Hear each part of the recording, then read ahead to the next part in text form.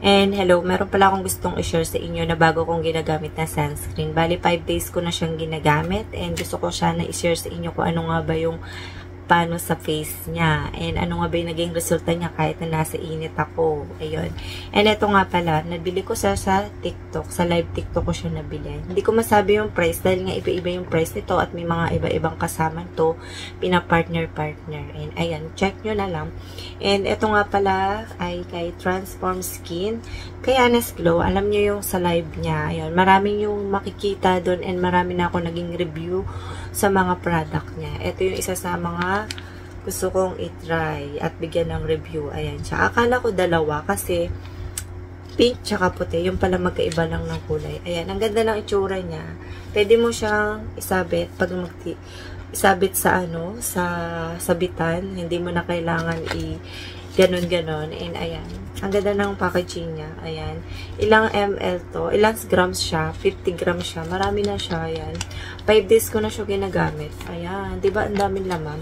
Ito nga pala yung Glow 190. May araw dyan dahil nga sunscreen to. Sa umaga siya ginagamit. Merong isa to. I mean, sabon. Tapos, sa set nila. Sa rejuvenating set. Ayun. Ito siguro yung sunscreen doon. At meron din sila yung sabon na meron din ako naging review nun, yung kulay pink na Glow 190. Pero yung isa ay may buwan dito dahil gabi at umaga siya ginagamit. Ito kasi pang-araw lang talaga siya. Umaga. Kaya nga sunscreen. Daily Glow sunscreen na nakalagay. Pero, ang nakalagay dito ay SPF 30 PA+++. Diba yung iba, SPF 30 lang pero walang PA+++. Ito may PA+++. And nakalagay dito, variety name. And ayun, 50 grams siya. Pagdating dito sa likod, kulay pink. Diba? Ang ganda. Ang ganda ng pagkakaano niya. Pagkaka-design. Pagdating naman dito sa likod, ayan, daily sunscreen and Glow 190. And nakalagay dito, paano siya gamitin, ayan. Massage mo lang, 2 fingers, 1 finger, depende sa'yo kung gaano mo siya karami ilalagay sa face. Ayan.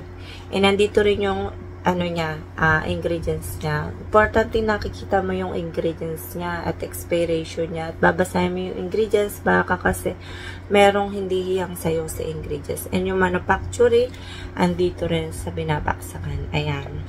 And patayo siya. Ayan. Diba, nakailalim. Tsaka patayo. Ayan. Ipapakita ko yung loob nito. And isa to sa nagustuhan ko. Kasi para siyang kakaiba siya. As in, hindi siya sa lahat ng sunscreen na try ko. Ito yung nagustuhan ko dahil nga mabango siya. Parang may pagka-lamig-lamig. Wala nga palang nakalagay sa face ko tuwing magbablog ako. Wala talaga as in makeup, wala powder, wala. Dahil gusto kong ipakita sa inyo kung ano yung face ko talaga. Ayan. Mas okay kasi yung magbablog ka. Wala talaga nakalagay. Para makita yung resulta. Kung ano nga ba yung resulta sa paggamit mo sa mga product na nire-review mo. Diba mas okay yung ganun.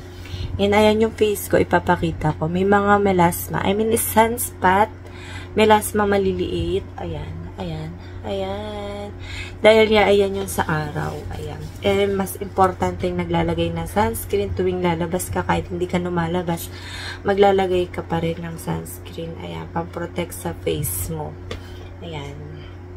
And ipapakita ko na sa inyo. Ayan. Ito yung itsura niya. Kulay parang light pink. Super, baby green pink, ganon. Ayan. Ayan siya. Ayan. Depende sa inyo kung gusto nyo. Sabi nila, tamang paglagay. 2 finger. Ayan. Parang naka 2 finger na rin ako. Ayan. Medyo may pagkamalamig siya. Maganda kasi marami mo ilalagay yung sunscreen sa face mo kasi mas okay na mas marami. Ayan. Madali siya i-blend. At madali siya matuyo. Ayan. Hindi siya malagkit. Ayan. Hindi talaga siya. Wala siyang white cast. Kahit iganon-ganon mo. Ayan. Ang lamig niya sa face. Ito yung isa sa nagustuhan ko nga. Malamig siya sa face. Tsaka yung pagkalamig niya, hindi naman masakit. Ayan. Kahit palagay na yung marami na yung lagay ko. Ayan. Hindi naman siya sobrang puti. Hindi mo na kailangan mag-powder. Diretso ganyan na. Tapos mag-lip tint ka, diba? Ayan. Hindi naman to super puti sa akin. Ayan. And di siya malagkit no nasa init ako kasi no nakaraan 2 beses ako lumabas. Gantong kainitan, alas 2, halos naglalakad ako sa init. Ayan, hindi siya malagkit, hindi ako nagtutulo ng ano. Dati kasi may nagamit akong sunscreen. Naglalabas yung mga parang medyo may pagka pawis-pawis. Eto hindi, as super smooth, parang wala kang lagay sa face mo. Hanggang pag-uwi mo, ganun pa rin. At di siya malagkit sa face. Ayan. Kaya bagay ito sa mga, depende sa pagka-oily face, ha. Merong oily face na okay sa sunscreen, may oily face na hindi. Ayan. Ayun lang yung mga na-experience ko. Depende rin kasi sa sunscreen. Ang bango niya, parang amoy fresh na press. Ayan. Yung ingredients gusto nyo makita, ilalagay ko dito. Ayan. Karaniwan naman kasi may mga nakalagay naman dito.